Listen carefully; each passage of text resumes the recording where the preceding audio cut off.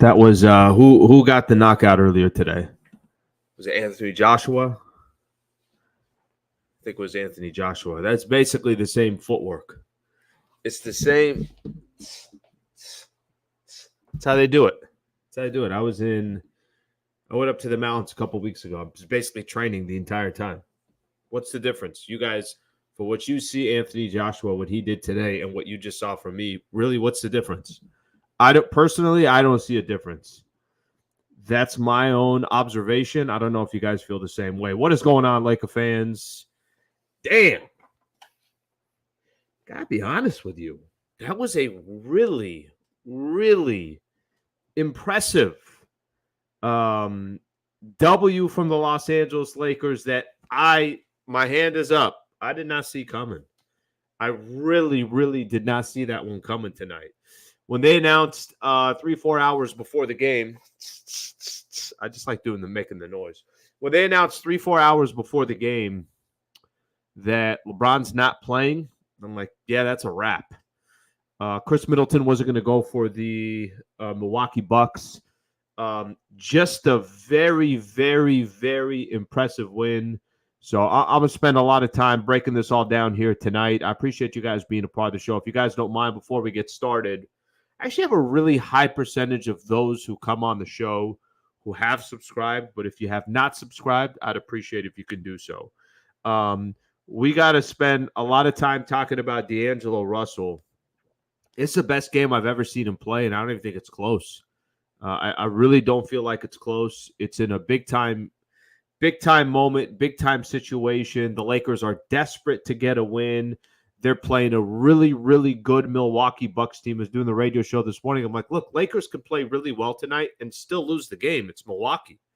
But that was before I knew that, LeBron was obviously not going to be in this game. So just an incredible performance by D'Angelo Russell.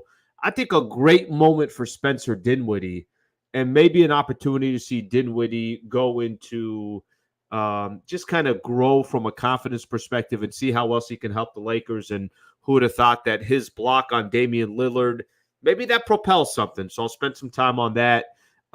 Anthony Davis kind of laboring his left shoulder the entire time. I got some quotes post-game before actually I came on. The reason I was a couple minutes late, he was still talking. So I want to spend a little time talking or taking a listen to Anthony Davis. So we'll do that.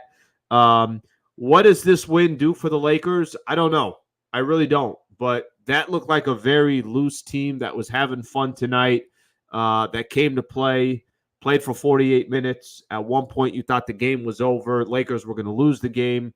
And just a gutsy performance to pull that win out. And also spend a little time talking about the next matchup coming up for the Los Angeles Lakers, which is on Sunday, taking on the Minnesota Timberwolves. We're on 44-20. So we got a lot to get into. Shout out here, Underdog Fantasy, proud partner of the channel. I'm very appreciative to have them on the channel.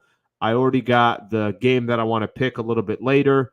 It's the Phoenix Suns and the Boston Celtics. It's Kevin Durant and it's Jaylen Brown. So I'll show you guys my pick in a little bit and how easy it is to play and how you can get a $100 deposit match by using that code HoopsLA. All right, let's get into it. Lakers 123-122 over the Milwaukee Bucks. I got a few thoughts on this. I thought this was interesting, and this happens a lot in the NBA. What happens a lot in the NBA, I felt like the Lakers just really after the first quarter led the entire game. And it was kind of crazy to see. Every time Milwaukee would get on a little bit of a run, Lakers would go up 6 or 7. Milwaukee would cut it down to 2 or 3. And then Taurean Prince would hit a 3 right back up to 6. And then Bucks would find a way to chip it down to 2 or maybe 1. And then Rui Hachimura would come through, or Anthony Davis would come through, or D'Angelo Russell would come through. But every single time the Bucks made any run, it's not like the Lakers had a 12-point lead or 14-point lead or 20-point lead. It was kind of basically inside of maybe 6 or 8 was the most that Lakers were up by. But every time the Bucks got it down, it had to be very discouraging for the Bucks because they'd get it down to 2 or 3 and they would think, all right, here we go. The engine's going to start running, and bam, Lakers hit a couple of buckets, and it's 6 or 7 or 8 or whatever the case is. I thought the Lakers just being able to keep the foot on the gas just enough to at least put some doubt in the Milwaukee Bucks. For me, as the game was progressing, I think my goal as I'm watching the game is, can the Lakers just keep this close in the fourth quarter with about 6 minutes left to go? And then, you just never know. Anything can happen. But I think the worst thing that can happen happened for the Lakers is that Milwaukee, it was Giannis that I think hit a jumper and gave the Bucks a 1-point lead, and they got over that hump. And it felt like, and this happens again in the NBA, especially a team that the Bucks were clearly better than the Los Angeles Lakers as far as personnel tonight. Damian Lillard, Giannis Antetokounmpo, with those players and the rest of the role players, the Lakers not having LeBron James, Lakers were at a disadvantage, and you got so much that they rely on with LeBron James, so not having him on the floor as a playmaker, as a scorer, as somebody that's going to save you when the shot clock is running down, whatever the case is. I thought when Milwaukee took a 1-point lead, okay, this is a critical stage. What's going to happen here? How the Lakers going to react? Well, they didn't just take a 1-point lead. They eventually went up 6 after Damian Lillard hits a 3 and gets fouled. A 4-point play. D'Lo kind of tried getting out of the way, but swept Damian Lillard. And when the Bucks went up 6, that's why this game, there's a little bit more juice to it, because when Milwaukee went up 6, the pure assumption was this game's over. This game's a wrap. And frankly, between the two of us, me watching the Milwaukee Bucks tonight, and I don't watch the Milwaukee Bucks very often, that did not look like an impressive team. They just didn't. I didn't really feel too much of a flow. It's too much. Maybe just this wasn't one of their best nights, but I thought since Doc Rivers got there, I had somebody come on a little bit earlier today in the pregame show, and he covers the Milwaukee Bucks. His name is Eric Name, covers the Milwaukee Bucks for The Athletic, and he was just praising how good the Bucks defense has been really since Doc Rivers got there, but specifically since the All-Star game, how much better their defense was. And maybe their defense was good, but you just caught a heater with D'Angelo Russell, and he had 44 points. But I didn't think the Bucks were all that impressive. When they went up 6, there was a lot of just poor decisions by the Milwaukee Bucks that the Lakers took advantage of. For example, you're up 6, Austin Reeves drives to the basket, and instead of kind of conceding a 2 and saying, well, still going to be up 2 possessions, they collapse on Austin Reeves. Rui Hachimura, who was 0 for 6 in the fourth quarter before he hits that 3. That's a big-time 3. Lakers are now only down 3. Kind of a bad decision, but Lakers take advantage of it. I heard Bill McDonald on the broadcast saying, watch out for Rui. He's 0 for 6. He's due for 1. So there he got his 1. Another decision that the Lakers took advantage of. Lakers up 4, and D'Angelo Russell gets to the basket. Lakers up 4. Giannis hits the 2-pointer right before the shot clock violation. I still don't really understand that review call where they said that Giannis did not get fouled, but it was still the Milwaukee Bucks ball. I mean, he took 4 steps, but anyways, because the Lakers won, we don't have to talk too much about it. I still don't understand the call. Then D'Lo takes it on the other end, drives to the basket. You're up 4. You just don't want to give up a 3-point play. D'Lo gets to the basket. Dame with a poor decision to try to get an offensive foul. You got to give D'Angelo Russell time to get down, and they hit the shot, and D'Lo hits the shot and gets fouled. So Lakers just took advantage of, I thought, were poor decisions from the Milwaukee Bucks when they were down 6 after being up all game. And that to me is very impressive. I really do give the Lakers a lot of credit for that. Like I said, I had my reasons why I was giving them credit, but that was a lot of the reasons why. And then D'Lo creates again, finds a way to, he's just so crafty once he gets that screen and roll. He's not going to be fast enough to get past you or blow past you. But what D'Angelo Russell is able to do is use his body perfectly to get the type of shots that he wants. So D'Lo was able to do that, and the Lakers end up getting a win. I'm going to wait on talking about D'Angelo Russell for just 1 second here. I'm going to give Darvin Ham some credit, too. The stop before the Lakers got the ball back to take the lead, he went all defense. D'Lo was sitting on the bench. Austin Reeves was sitting on the bench. It was Cam Reddish, Jackson Hayes, Rui Hachimura, Anthony Davis, maybe Spencer Dinwiddie. I can't remember who the 5th player was, but they had size everywhere. and they forced Dame to a bad shot. And I'm not even talking about the final possession. The final possession, they again forced Dame to a bad shot when Dinwiddie got the block. But I know we don't talk too much about Darvin Hammer. Usually when we do, it's about something negative. So I'm going to give some love because I thought he made a couple decisions there of what to do defensively at the end of the game. His rotations basically went offense for defense, defense for offense. And that was kind of the theme of it. So I thought those were important decisions and good decisions. Okay, let's get to the man of the hour, the man of the night. I never seen D'Angelo Russell have a game like that before. In all the games I watched D'Lo when he was younger, I know he's played for Brooklyn, Golden State, Minnesota. It's the best game I've ever seen him play. He's unconscious. Maybe part of the reason why I'm talking about I wasn't that impressed with Milwaukee, maybe it's just the mere fact that they didn't expect D'Angelo Russell to go 17 of 25 from the field. He took 12 3-pointers. He hit 9 of them. He was 9 of 12 from the three-point line. I mean, the Lakers, 16 of 34 from the three-point line, but D'Lo, 9 of 12. 44 points for D'Angelo Russell. Still found time to go grab 9 assists or to dish out 9 assists and grab 6 rebounds. It's the best game I've ever seen D'Angelo Russell play. And he was doing it against Damian Lillard. He was doing it against the Milwaukee Bucks. He was doing it against Giannis and Brook Lopez and Bobby Portis and Malik Beasley. It's a good team. It's a really, really good team. And the Bucks are coming off a bad loss against the Golden State Warriors, so you know that they wanted to come in here and try to get a W. You know that was important to them. They're fighting kind of toe-to-toe with the Cavaliers here in regards to home court for 2 and 3. And Cavs won earlier. They beat the team that the Lakers got on Sunday in overtime against the Minnesota Timberwolves. And then obviously this game against the Lakers for the Bucks. I don't know what else to say about D'Angelo Russell. I don't.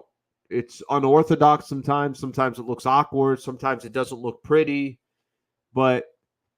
And I've kind of gone out of my way here to talk about this, and I've done it a couple different times on here. I've done it on my radio shows as well. Think about where this dude was in December. He was taken out of the starting lineup in December. Every single trade rumor involved D'Angelo Russell's name from a media perspective, from a fan perspective, when we're talking about, okay, cool, why don't you just go ahead and trade D'Angelo Russell? And here's D'Lo a couple months later. Since January 1st, I heard ESPN at halftime talking about what D'Lo's been doing since February 1st. I'm like, no, go. You're a month late. Go even further than that. He's been doing this for over 2 months where he's been such an important key player. And he dropped 44 and 9 tonight. D'Angelo Russell. Darvin Ham said in the postgame show, he's talking about how they had a game on the road against the Utah Jazz without LeBron James, and the Lakers and D'Lo scored 39 points in that game. Let me find the date of that because I knew exactly which game he was talking about. You got to go all the way back. Was it in January? It was January. January 13th, drops 39 points in that game. And since then, we're almost, over 2 months. Not over 2 months, but he's been doing this. In my opinion, he's been great for 2 months. And here we are on March 8th, and D'Lo is still dropping big-time numbers. Just an incredible performance. Clutch, kept the Lakers in it, hit shots when Milwaukee was going on runs, got it when the Lakers were down, set up other guys, set up the Rui 3, set up guys kind of throughout the night. Again, it's the best I've watched D'Angelo Russell in his career. It's the best game I've ever watched. All right, let's see what else we got here. Let's get some comments here from Laker fans. Okay, D'Lo is him. D'Angelo. Somebody's going to throw one of these in. Lakers are better without LeBron. They are not, but you're fine to have your own opinion. Best win of the season. D'Lo clearly the third best player. Signature D'Angelo Russell game. Give the game ball to D'Lo. Where the D'Lo haters wanted to trade him for a bag of chips. We didn't want a bag of chips. I wanted more than a bag of chips. For me, it was DeJounte Murray is what I was trying to get. By the way, it's fair to have these messages right now. It really is. And I got no problem at all, talking about how he's turned things around. He really has.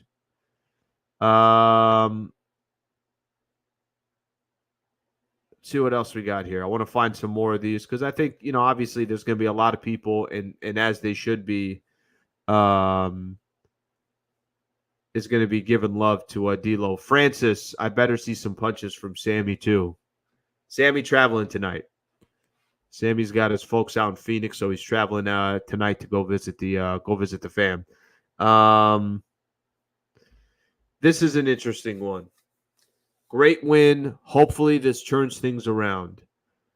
I got to be honest with you. I don't know what will turn the Lakers season around. I don't. Maybe this is just who the Lakers are, where they could look really good against OKC. They could look really bad against the Sacramento Kings, and then they could somehow pull a rabbit out of the hat and get this win against the Milwaukee Bucks. I think sometimes we just got to watch it and enjoy it when we can, and other times just scratch our heads and say, what the hell is this team? And I genuinely believe that. I think that's just going to kind of be the theme of the Lakers the rest of the way. There are some things that are interesting here that's happening. They got Minnesota coming up, and Minnesota's not going to have Karl Anthony Towns. They'll get a rematch against the Sacramento Kings coming up on Wednesday in Sacramento. And I don't know, obviously what the positioning is of Bron and when LeBron will come back. We'll talk about that a little bit later. They're going to have the Golden State Warriors most likely without Steph Curry coming up a week from tomorrow, I think it is. So, look, you go look at those standings. Every time it feels like the Lakers are just going to solidify themselves at number 10, they find a way to do something to make it more interesting again. Or other teams out there find ways to make things more interesting again. So let's see what happens. D'Lo, let him cook. D'Lo, how do you like me now?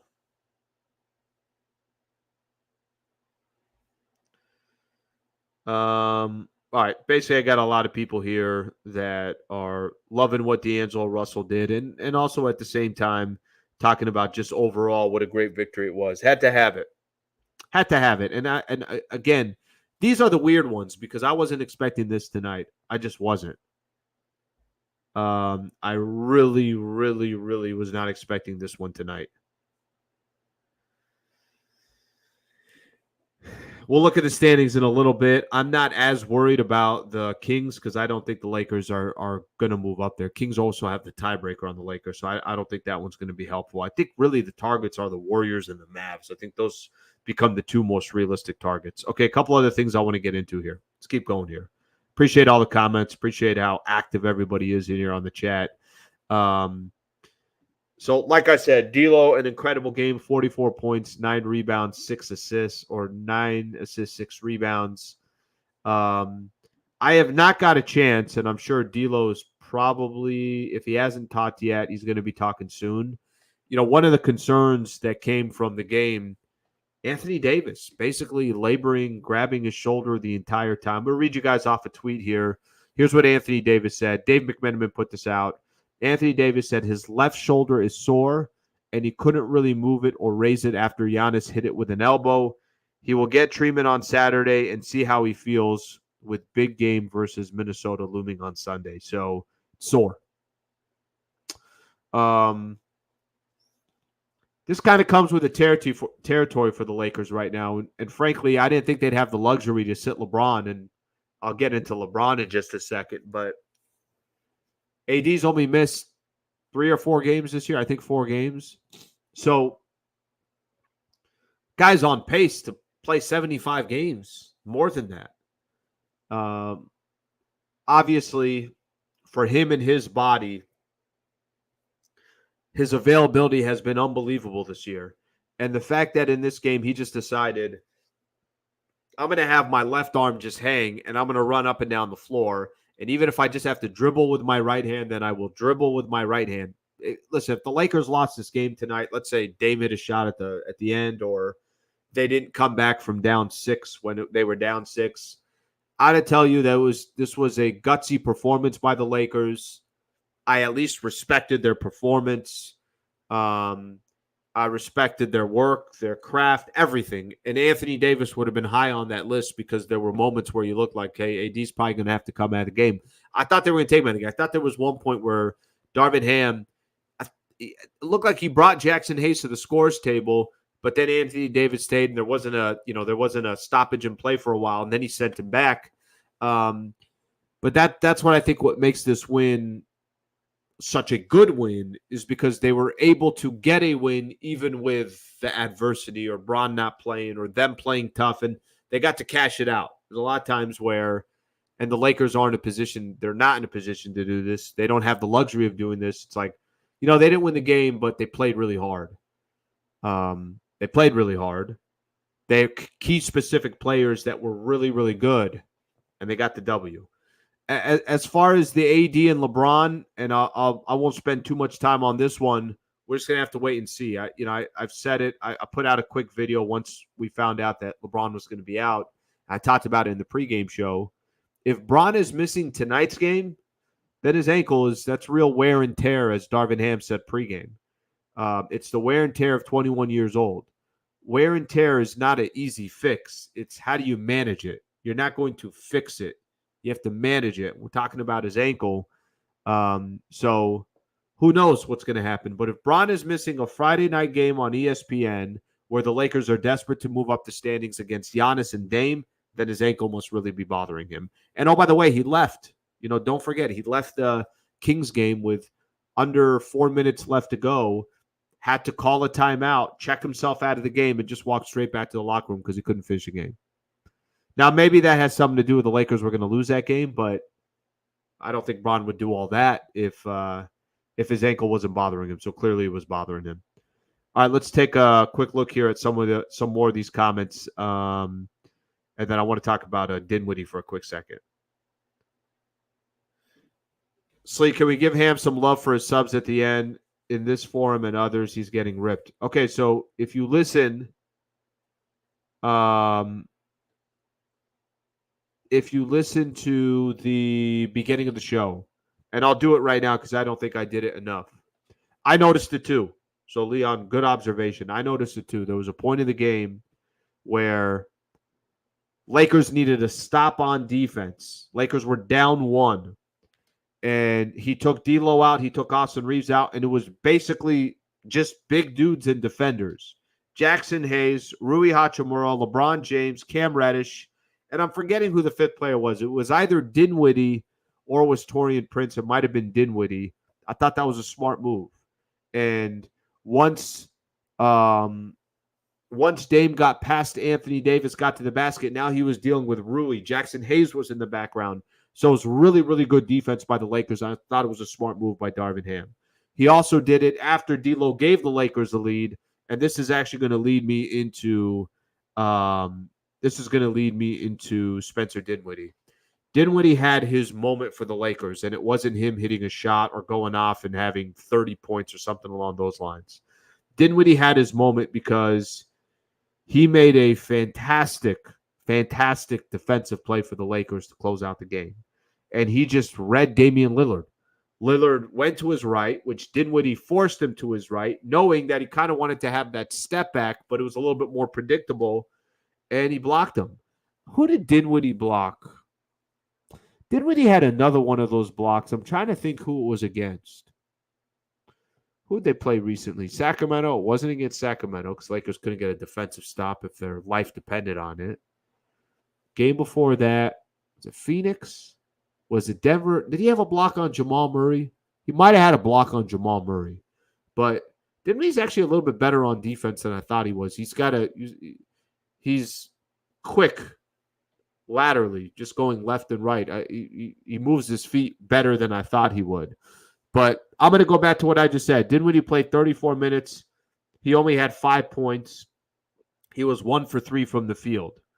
So it wasn't because he did something offensively, but you saw the way that his teammates reacted, the fans reacted, his own reaction. Spectrum interviews him after the game. That was a great moment for Spencer Dinwiddie. It really was. That was a great moment for Dinwiddie. and I hope it gives him some momentum moving forward. So we'll see if that actually happens or if it has that type of an effect. But cool moment for Spencer Dinwiddie. Okay, shout out here to Underdog Fantasy. You guys know Underdog is a proud partner of the channel. After every game, I give some love to Underdog Fantasy, and I also put out a code, Hoops LA. If you put the code in Hoops LA on Underdog Fantasy, the first time that you sign up, you're going to get a deposit match of up to $100. What does that mean? Put $50 in, you got $50 free to play with. Put $100 in, you got $100 free to play in. Put whatever total that you're comfortable with. But if you play daily fantasy sports, it's fun, adds a little skin to the game. Here's what I do. Look how easy it is. I play pick'ems. I play pregame, which is games that are coming up tomorrow. And, of course, I go NBA. So it just kind of sorts everything out for me. I already picked a game that I want. I wanted Boston Phoenix. I got my picks right here. Let me actually find Jaylen Brown higher or lower than 23.5 points. Let's go higher on that one. Then where's KD? Here's KD. KD higher or lower than 27.5. I'm going to go lower on that one. Boston's got a good defense. Really easy to play. I put $20 in. I got a chance to win 3 times my money. Put that code HoopsLA, Underdog Fantasy. Great partner of the channel, and my picks are in. All right, let's get more of your guys' comments here. What are you guys talking about in the chat? What do we got going on here? Spencer's becoming serviceable. Great block on Dame as time ran out. It was a great block. It was like I said, that could be his moment, and that could also be his ticket just to feeling more comfortable with his situation and his role, and hopefully, I'm not crazy about him playing off the ball, but there's so many other players that need the ball in their hands too. But Dinwiddie is more on the ball type of player, not off the ball. Lakers are trying to use him off the ball, and that's not working so far. The block was on SGA. Okay. Thank you for clarifying that. I knew it was against some great point guard, and there's a great point guard. SGA on the block. SGA, bro. Okay, got it. Everybody's here. Everybody's got my back here. Have to agree, Ham made some very smart moves tonight. Ham didn't magically become a good coach. Nobody's saying that he magically became a good coach. What we're saying is he had some good moments tonight. And Darvin Ham's going to get a lot of bitching and complaining. I get it. He's the head coach of the Lakers. And I don't completely disagree with it. There are a lot of head-scratching moments with Darvin Ham. However, we should also point out moments where, hey, I think Darvin Ham made a good decision in this situation or that situation. I thought he had some of those moments tonight. We can give credit, guys. It's all good. We can give credit. Confidence booster. No Dame tonight. No Dame time tonight. Just Dinwiddie time. Okay, let's get to a couple more things that I want to get into here real quick. I want to go back to something here real quick. What can this win do for the Lakers? So this is what the schedule is coming up for the Lakers, number one. And also where the Lakers are in the standings. So standings right now for the Lake Show, because they won this game. Remember, they started the night in 10th. Man, this is just the NBA. If you'd have told me last night the Golden State Warriors had a home game against the Chicago Bulls and they've been playing good basketball, and the Lakers the next day would have a game against the Milwaukee Bucks without LeBron James, I'd have told you that the Golden State Warriors are now going to start separating themselves from the Lakers, and the Warriors are going to have a 3-game cushion in the loss column. Instead, Bulls find a way to beat the Warriors in Golden State up in San Francisco, and then Steph Curry churns an ankle. That's obviously going to have a big impact on the Golden State Warriors, and the Lakers find a way to beat the Milwaukee Bucks. So this is the NBA, man. I don't know what to tell you, but Lakers still kind of trying to get out. I don't think the 7th, the 6th, the 5th, I don't think we're the Pelicans, the Suns, and the Kings. I just don't feel like that's probably going to happen. So I do feel like the Lakers just should be shooting for that number 8 seed. And by the way, 8's not terrible. You get 2 shots to get in. That's not an awful predicament to be in. But Dallas is still in front of them. Dallas is in front of them by a game, but they're also in front of them. They're in front of them by 2 games in the loss column. I want to check one thing here on the Lakers. What's our record against the Mavs this year? Is it 2-1 Dallas? Why do I feel like it's 2-1 Dallas? All right, we lost to Dallas on November 22nd. We lost to Dallas December 12th. And then we beat Dallas on January 17th. So they're 2-1 right now, series advantage, and I think that's it. They're going to have the tiebreaker. So Dallas has a tiebreaker on the Lakers, and so does the Dallas Mavericks. So both of those teams, or I'm sorry, Dallas and Sacramento both have the tiebreaker. All right, what does this game do for the Lakers? Honestly, I just think it's an impressive win, a little bit of survival mode for the Lakers, but they're so inconsistent. I don't know what that does on Sunday, but this one did feel like a big win.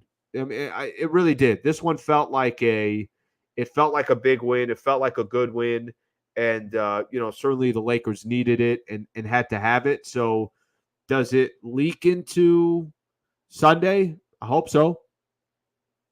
Does it leak into the game on Wednesday against the Sacramento Kings up in Sacramento? I hope so. But it's really, really, really tough to judge this Lakers team. So I don't know. Could this just been one of those nights where the Lakers just played really, really well and shot really, really well? I mean, how many games is D'Angelo going to go 9 of 12 from 3? How many games are the Lakers going to shoot 67 or 47% from 3 and 52% from the field? This could have just been one of those nights, but they need them. You know how many turnovers the Lakers had? They had 5. It's a clean game.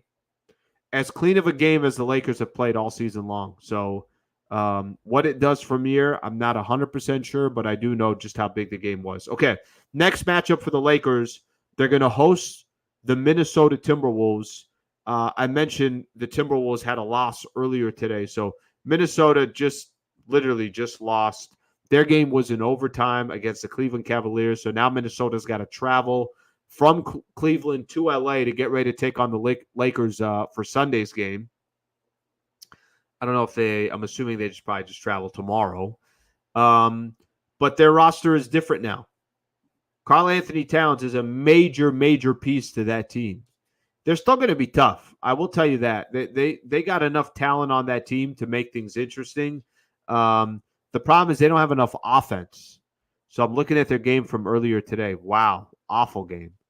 Anthony Edwards, 7 of 27 from the field, 19 points. That's an awful game. 0 of 7 from 3.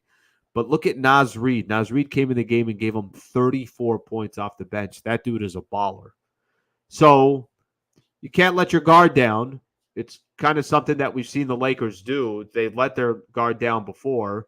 I think Minnesota, who's still obviously fighting, trying to be the number 1 seed in the got my dog hanging out here.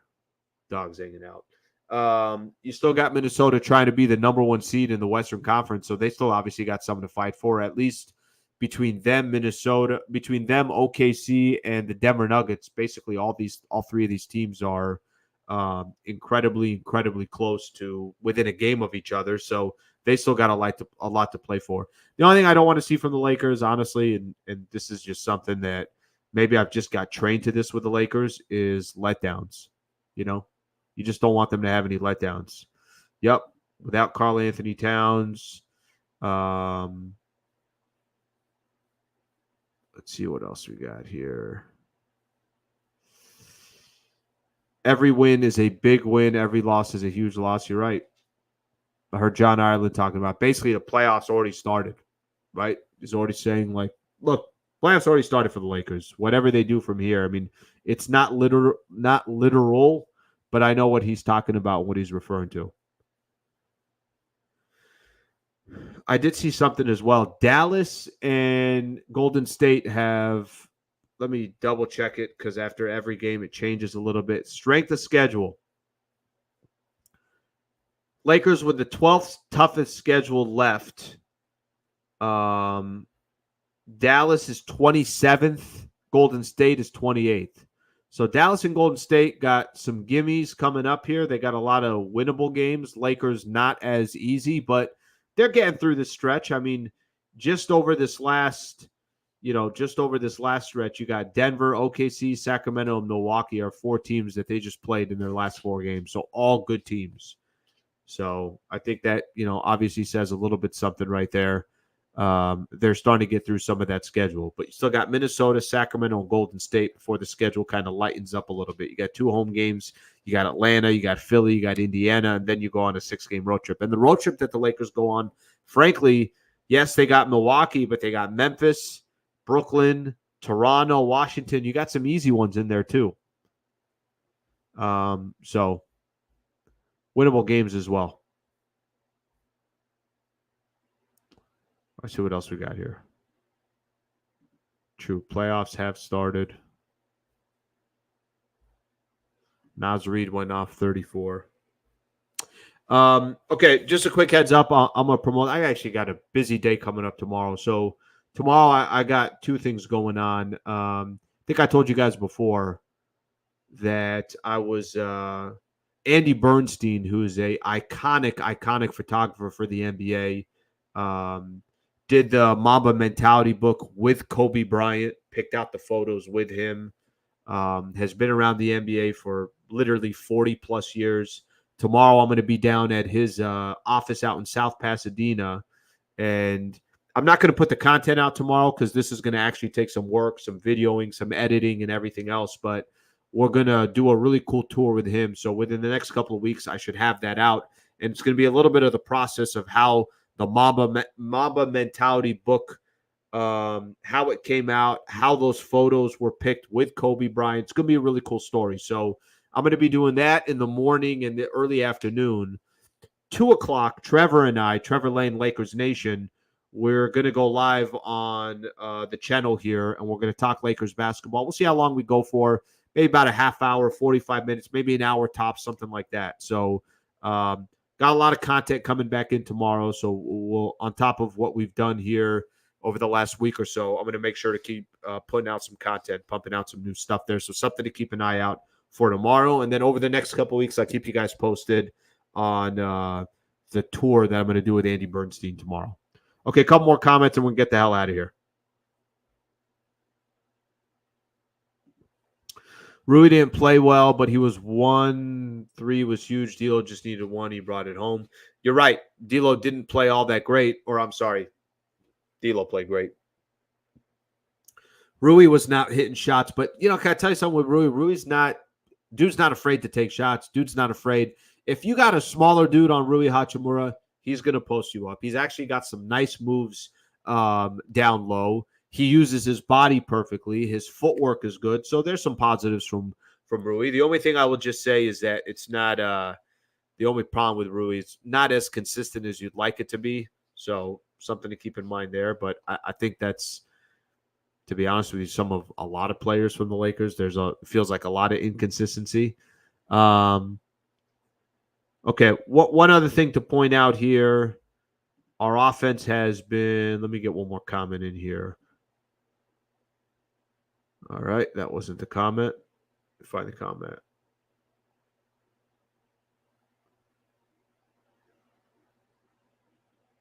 That's just one, James. Russell was on the court, Kobe's final game. Helps extend LB's range. Poetic to have him return. Place himself Lakers low on the night. He carries the team to a must-win. Lakers in 6. I love that. D'Lo deserves a raise.